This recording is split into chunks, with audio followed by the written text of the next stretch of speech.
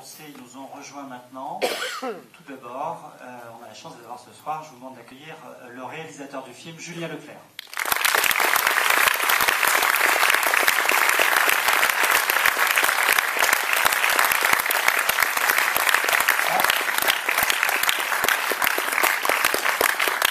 Il est également avec nous, je vous demande d'accueillir Tahar Rahim.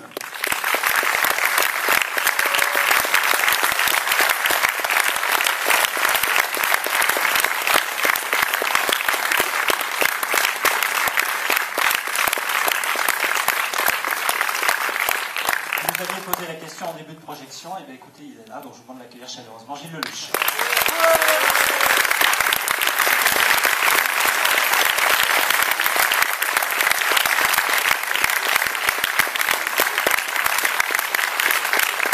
Et je vous demande également d'accueillir Youssef Hachdi.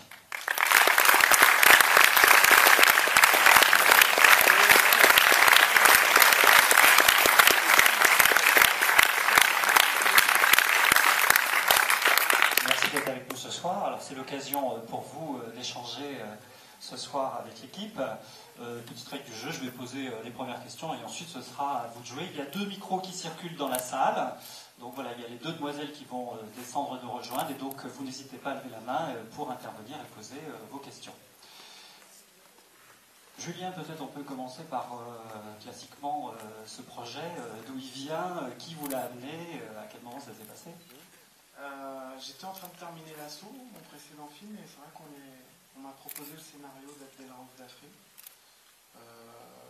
J'ai retravaillé le scénario avec lui pendant 1 an, et après je suis allé chercher les 2 garçons, enfin les 3 garçons, et d'autres, et on est parti en repérage à Gibraltar, enfin le truc plutôt classique. D'accord, d'accord.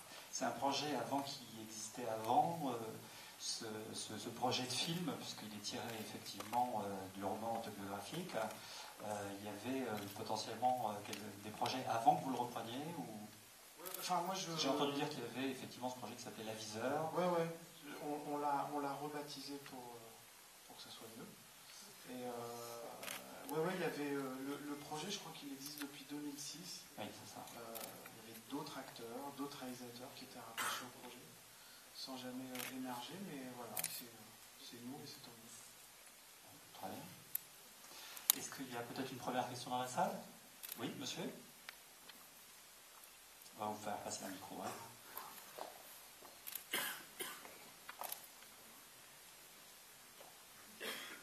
Bonsoir et merci d'être là. Dans une scène du film Gilles Lelouch, vous recevez en cadeau une magnifique IWC portugaise. Je me suis laissé dire que vous étiez grand amateur de montres. Est-ce que c'est une info ou de l'intox? J'aime bien les montres. Mais je ne suis pas passionné de montres. Non. Est-ce que je peux savoir ce que vous avez au poignet ce soir? J'ai une Omega. Il marche plus le micro. Une Omega, il marche plus le micro. Allô, oui, il marche. J'ai une Omega qui s'appelle Speedmaster. Vous voyez lequel modèle c'est, évidemment. Absolument.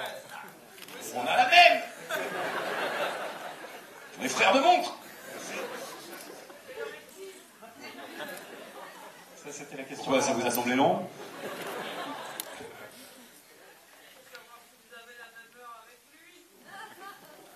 Oh, bah, il va être passionnant ce débat, dites-moi.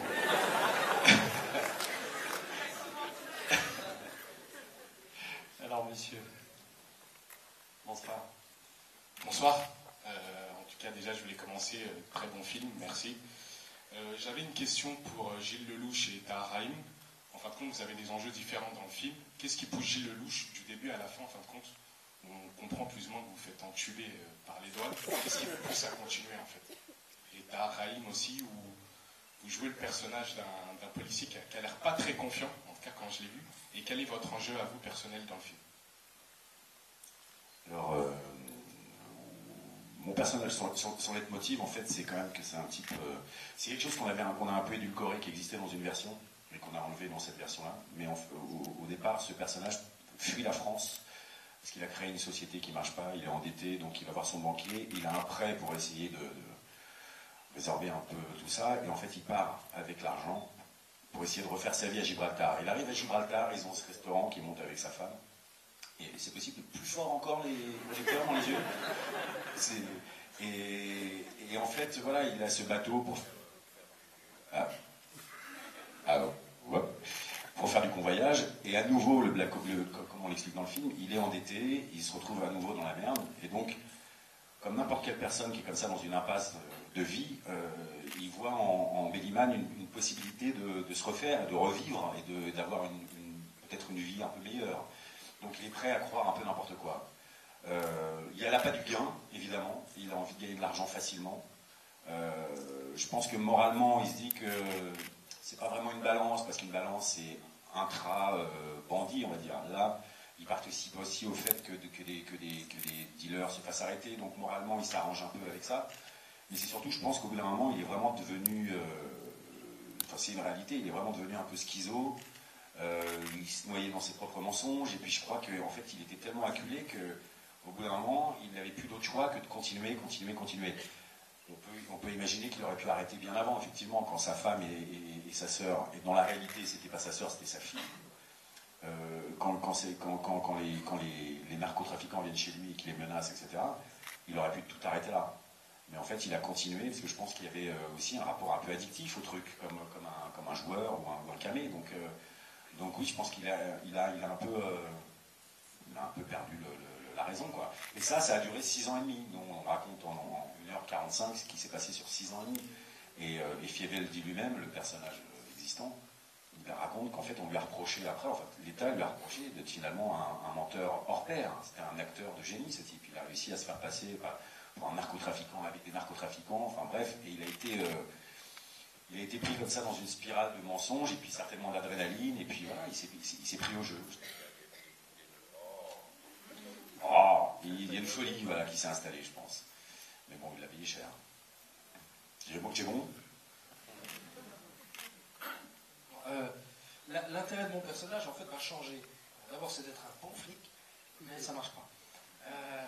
Le truc, c'est c'est quelqu'un de droit qui essaie de gravir les échelons assez rapidement et qui va entreprendre lui-même des missions, sans même le dire à son supérieur, pour pouvoir avancer et redorer son blason et celui des douanes françaises.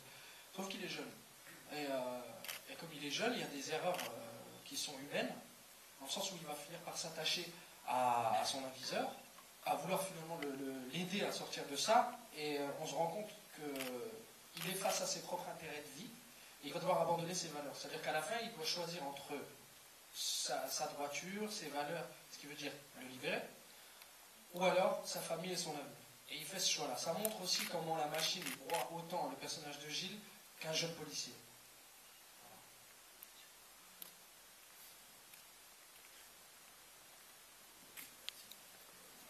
C'est une question qui s'adresse aux comédiens et aux réalisateurs. Je me demandais si vous avez rencontré les vraies personnes pour bâtir l'histoire et le film et les personnages.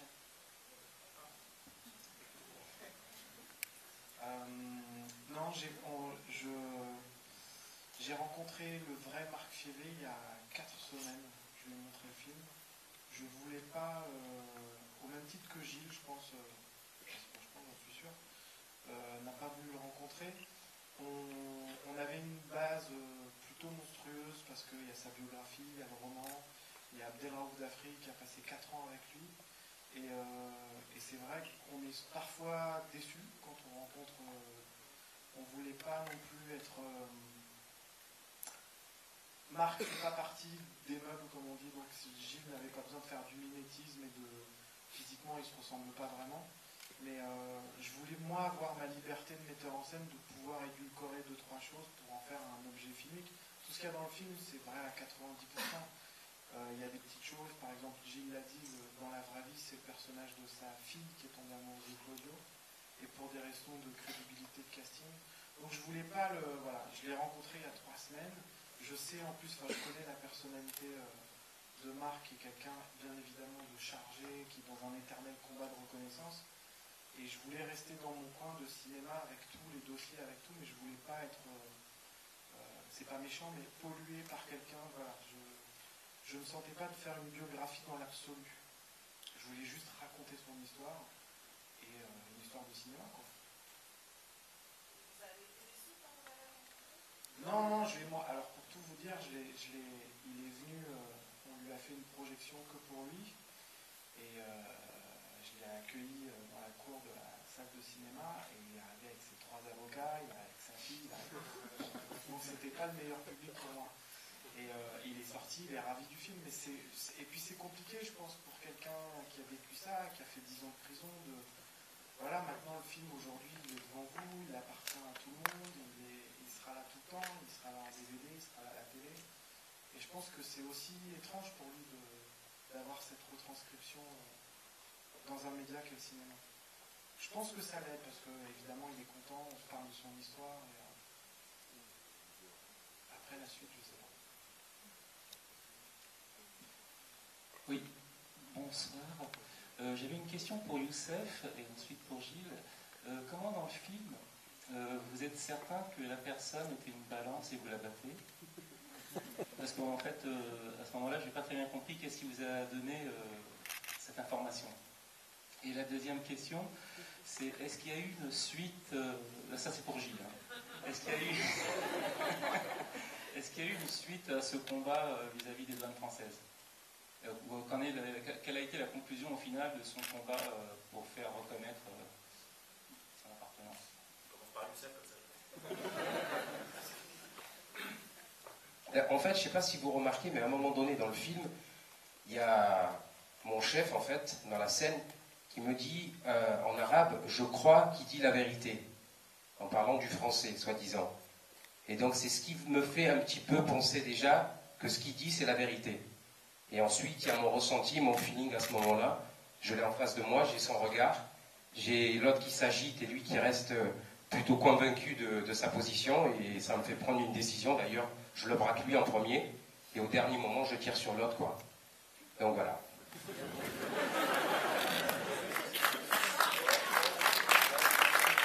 Et voilà, vous en avez 2 pour le prix. Là. Il est où? Elle est là. Eh ben, elle est là.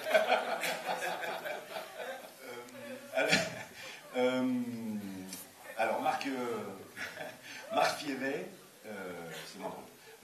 Il a fait donc 10 ans de cabane. Et il est sorti. Alors, il a été. Je que sache, parce que je ne connais pas non plus. Je ne suis pas Wikipédia, Marc Fievet, mais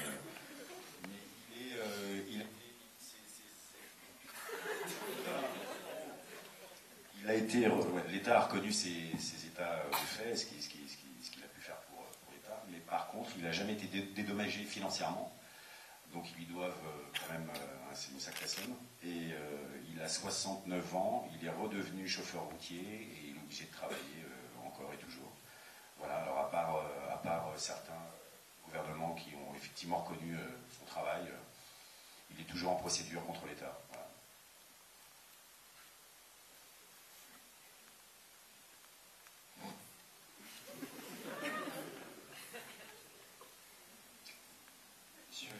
Bonsoir. Simplement une question pour les acteurs. Qu'est-ce qui vous a poussé à accepter ce rôle? Et pour les acteurs, qu'est-ce qui vous a poussé à retranscrire cette histoire? Qu'est-ce qui vous a intéressé vraiment dans ces personnages? De l'argent, hein, surtout. Pas mentir. Hein.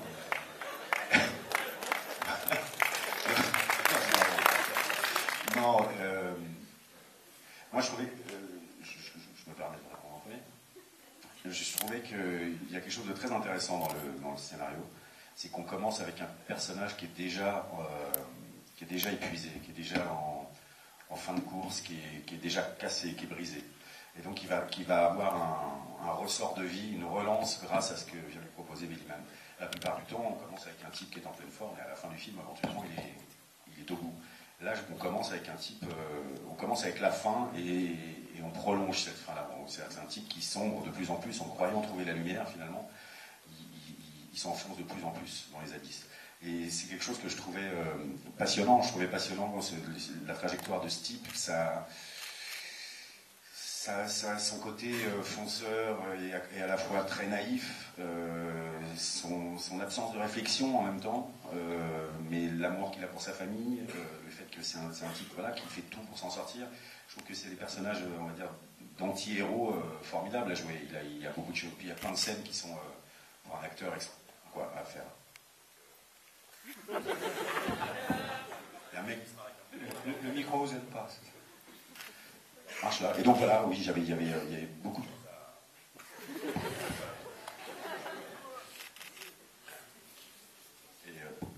Et donc voilà, j'ai fini en fait.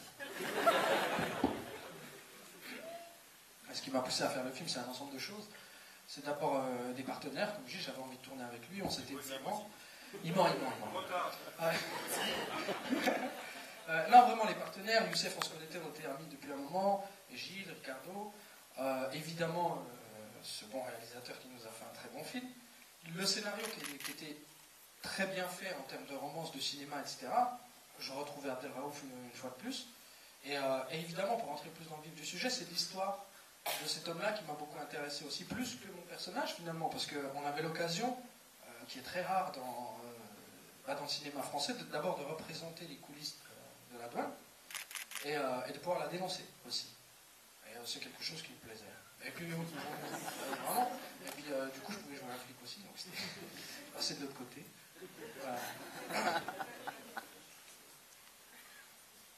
Voilà. Oui, bonjour. Alors, en fait, je voulais savoir, parce qu'on avait une question avec les mamans, lorsque vous avez tourné le film, le shit c'était du vrai ou pas du vrai? Ton avis? Parce que c'est pas légal. Il y avait un garçon le matin qui était dédié à fouiller les chambres des comédiens et à rassembler tout. C'est incroyable, c'est du savon mélangé avec... c'est l'accessoiriste qui a trouvé le mélange, et c'est vrai que visuellement, on est très proche de ça.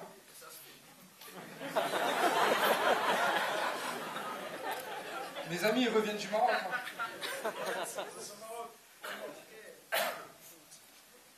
Par Gibraltar?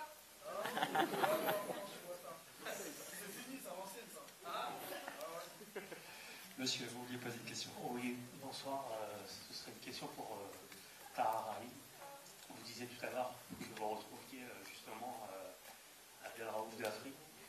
Et j'ai vu la commune, je vous ai vu la première fois, c'était dans la commune, pour un prophète également. Qu'est-ce qui vous pousse à... Est-ce que c'est vous qui allez vers lui ou lui qui pense à vous quand il écrit? Pas du tout en fait. Dans aucun cas, je suis allé vers lui où il a pensé à moi. C'est-à-dire que le destin a fait qu'on s'est recroisés 3 fois. Après, il a un univers de film qui est assez particulier et qui me plaît. Mais vraiment, il n'y a pas eu de « ouais, Abdel écrit-moi un truc » ou « je t'écris quelque chose ». Jusqu'à là, on n'est pas encore arrivé à cette collaboration.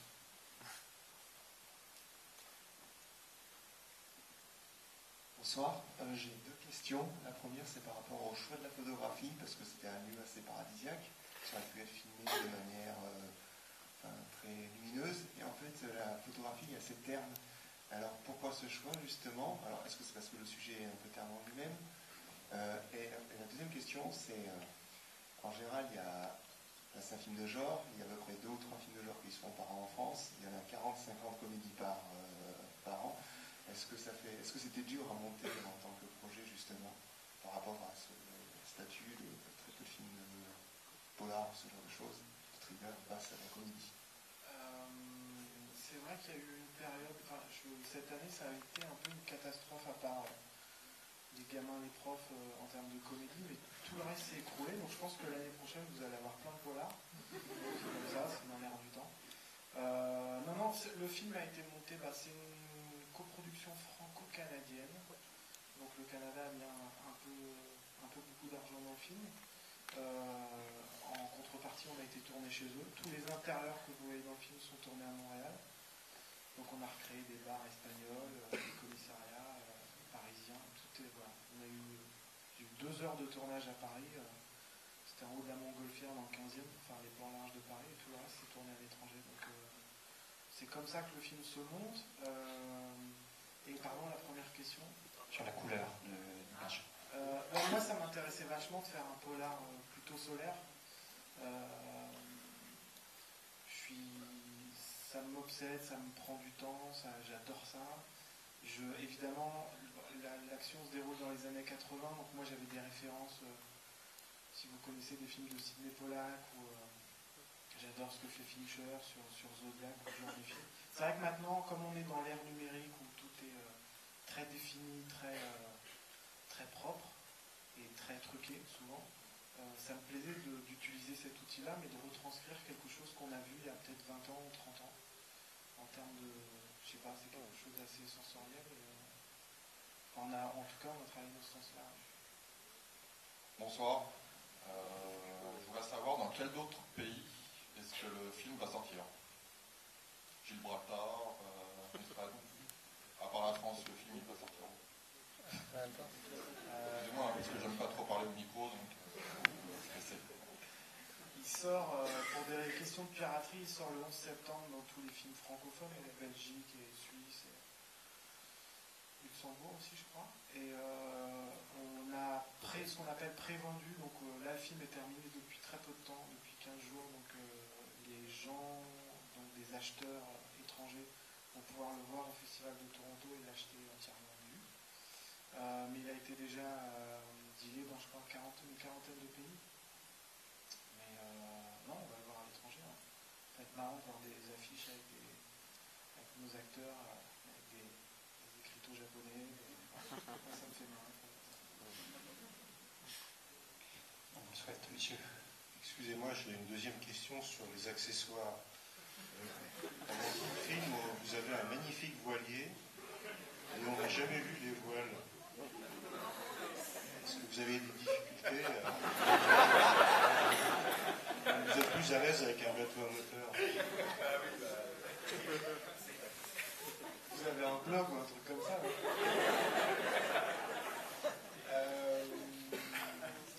C'est vrai. Alors, j'avoue, je connaissais rien en bateau. Enfin, j'y connais toujours rien. Je suis pas spécialiste en ça. Il y a un truc auquel j'avais pas prévu, c'était quand on se dit allez, on prend Gilles, on maquille Gilles, on met la caméra, on part. Mais le vent, il vient pas quoi. Donc parfois on attend. Donc c'est pour ça que parfois j'ai dû tricher et faire des plans serrés sur Gilles. Et c'est compliqué Gibraltar. C'est un détroit, la météo est très changeante. J'y retournerai plus en tout cas. Madame. Bonsoir. Tout d'abord, merci pour ce film. Je ne connaissais pas du tout l'histoire, donc ça, merci. Et ma question, vous parliez du financement. J'aimerais savoir si la France Télévisions, ou l'État français, le CNC, ils ont financé ce film, et si vous croyez qu'un jour on pourra le voir sur le service public.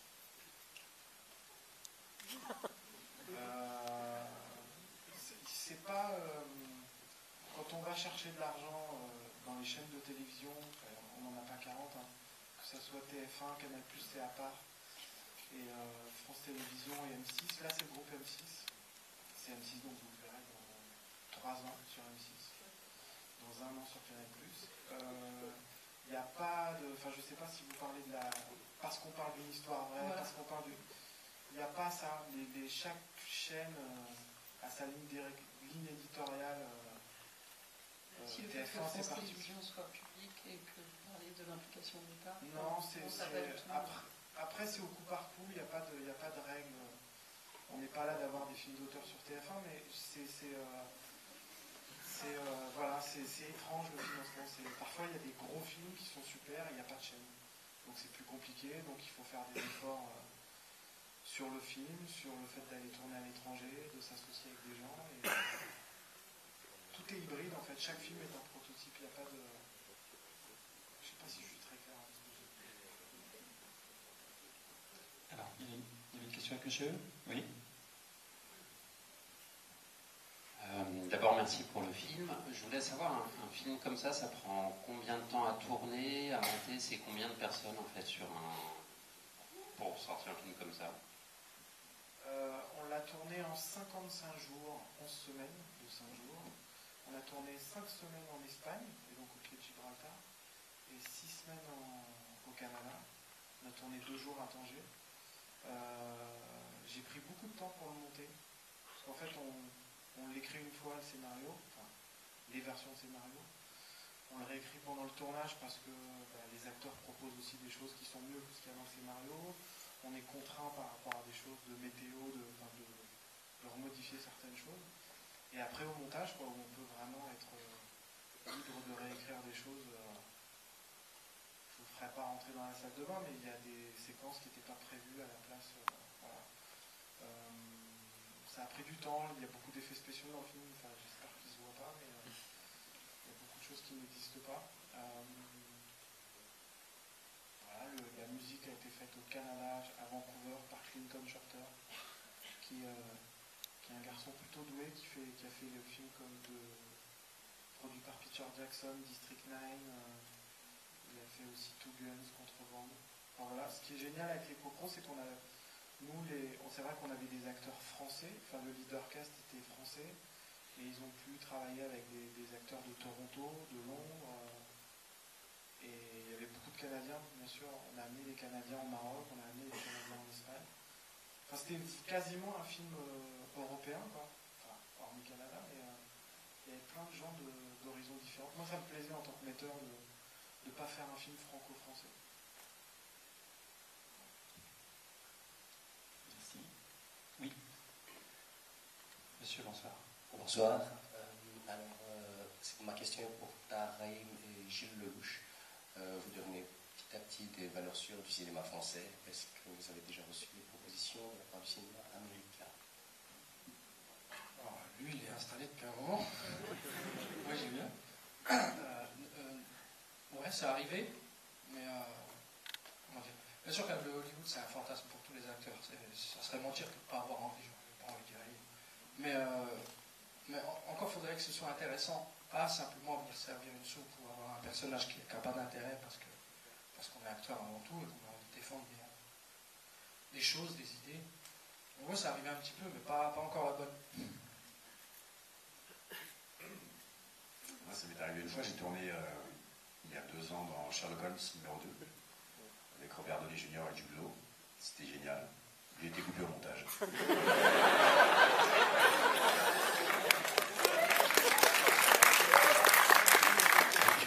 Ça m'a un peu détendu avec les Américains, si vous voulez. Je suis très bien dans mon pays et tout va bien. Non, mais comme l'a dit Tahar, en plus, c'est vrai qu'ils ont tendance à bien nous chercher pour faire des méchants, pour faire des trucs, pour faire des bidules. C'est pas forcément très intéressant. Alors, il y a un fantasme, évidemment, parce qu'il y a...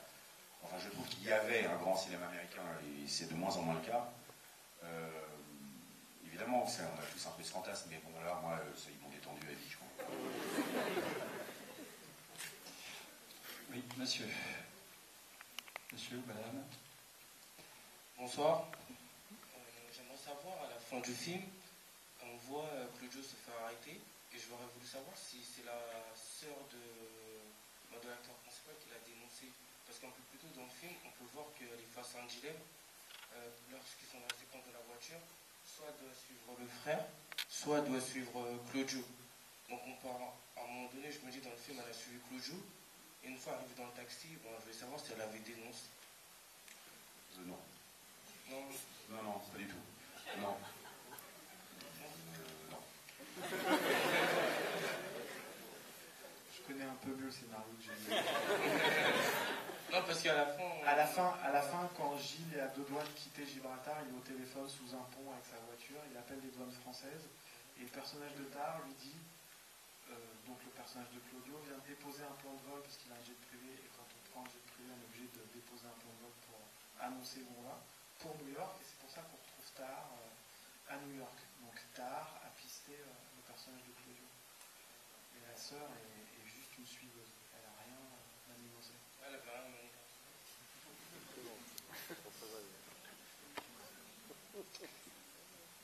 Alors, on va passer le micro. Madame. Oui, bonsoir. Moi, j'ai une question plutôt pour Julien, ou peut-être Gilles. Est-ce que le film va changer la vie de Marc, vous pensez? Parce que vous nous avez dit qu'il avait vu le film, mais vous ne nous avez pas dit ce qu'il en avait pensé. Est-ce qu'il a eu des retours? Est-ce que, parce que c'est un film inspiré d'une histoire vraie, vous pensez que c'est un film qui sert à déclarer quelque chose, ou c'était un défi pour vous de le réaliser? Non, c'était pas, je faisais pas le film pour donner une arme supplémentaire pour le combat de Marc. Sincèrement, ça, après c'est juste mon point de vue à moi, hein, je mets le film de côté, je suis pas sûr que les choses changent, sauf si le film fait 22 millions d'entrées. Marc est toujours éternellement entouré de ses avocats. Le problème, c'est que ça s'est passé en 88. Les membres du gouvernement qui étaient, ou même les inspecteurs des douanes qui étaient proactifs avec lui, sont aujourd'hui en retraite. Et vraiment, les temps ont changé. Et c'est toujours pareil dans ce genre plutôt délicat en termes d'État français. C'est quelque chose qu'on met plutôt sous le tapis et qu'on aurait tendance à oublier. Je ne suis pas sûr qu'il y ait quelqu'un aujourd'hui dans le gouvernement qui vienne se rattacher à la cause de Marc. Je sais qu'il ne lâche pas l'affaire et je pense qu'il ne lâchera jamais l'affaire. Et pour répondre à votre question, il a aimé le film. Ce qui est drôle, c'est qu'après la projection, on a pris un café. Il m'a dit, mais t'as pas tout mis. Je suis là, un film de cinéma, c'est 2 heures. C'est pas... Et il me dit, il faut faire la série. Et c'est pas con. Donc peut-être dans 3 ans sur Canal+, sur la série Gibraltar. Mais non, c'est vrai que c'est toujours compliqué. C'est comme, enfin, je compare pas les films, mais c'est comme des films comme Mesrine. C'est comme des films comme... Quand on raconte la vie d'une personne, c'est compliqué à condenser. Donc bien évidemment, il y a une certaine frustration. En tout cas, et ça, il le sait parce qu'il lui a dit au téléphone. Marc s'est retrouvé dans les yeux de Gilles cette sensation de vertige. Enfin, je le cite. Et il me dit c'était vraiment ça, la relation avec ma femme, la tension. Il ne s'est pas senti trahi du point de vue du personnage. Donc ça, pour moi, c'était ma plus grande... Pardon ?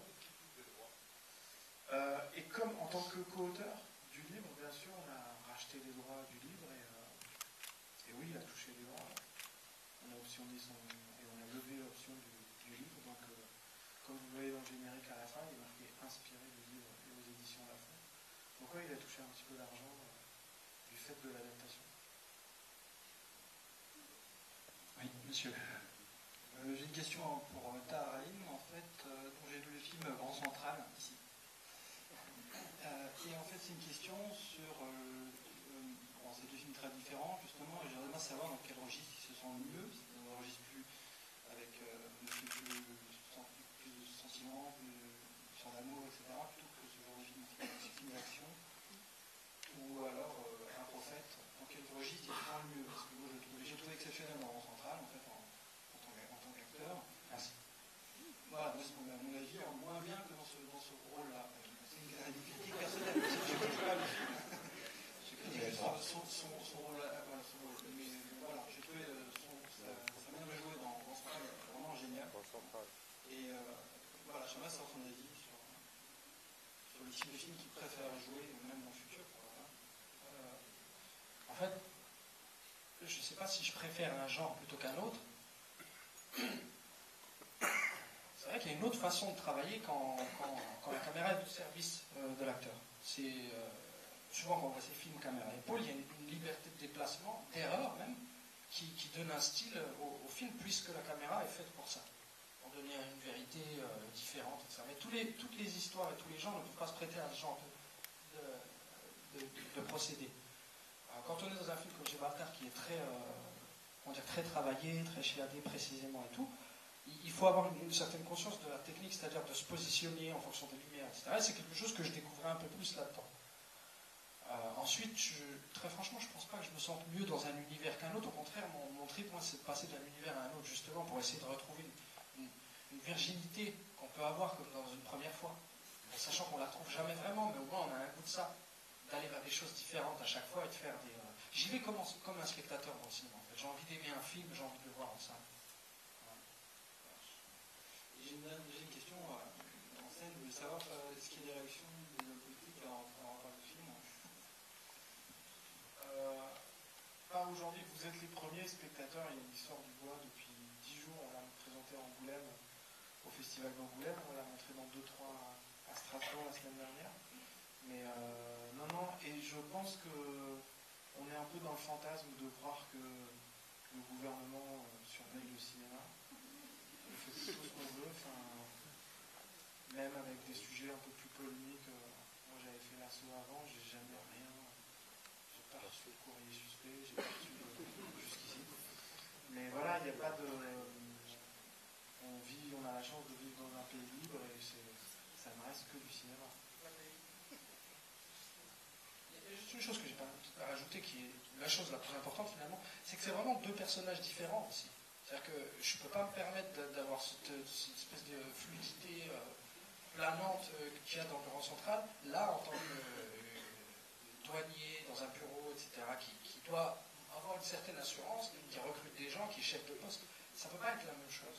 Et comme le personnage est représenté tout le temps dans ses fonctions, on ne peut pas voir ce qu'il est dans la vie de tous les jours. C'est pas... Avant une petite conclusion, je vous propose une dernière question avec monsieur.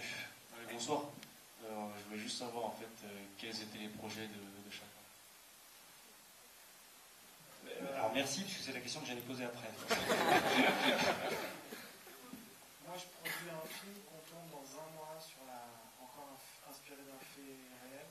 Je le réalise pas, je fais que le produire sur la traque de Guy Georges, le tueur de l'Est parisien qui a sévi dans les années 90. Et je vais tourner un film au mois d'avril sur l'univers des braqueurs de Faubourg dans Paris. Ouais, et je...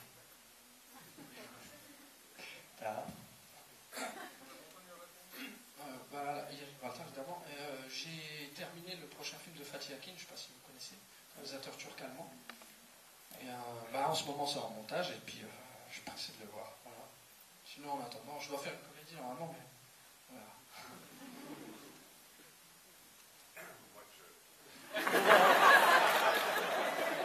Il marche bien. Résumé de la soirée. Moi, je pars mardi à Marseille, je vais retrouver un réalisateur qui s'appelle Cédric Jiménez, qui fait un film sur la French Connection. La French Connection dans les années 70, un film sur le juge Michel, qui sera incarné par Jean Dujardin. Et moi, je fais Gaëtan Zampa, qui était un caïd, un grand gangster des années 70. Voilà. Donc, on va faire des ennemis. Et donc, je pars tourner ça. Voilà.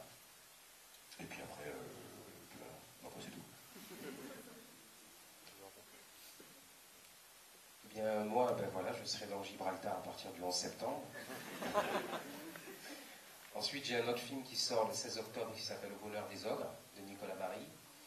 Et la série Platane sur Canal+, la saison 2, à partir du 16 septembre. Voilà. Parfait, écoutez, je crois que merci de passer nous voir ce soir. Merci beaucoup, très bonne soirée.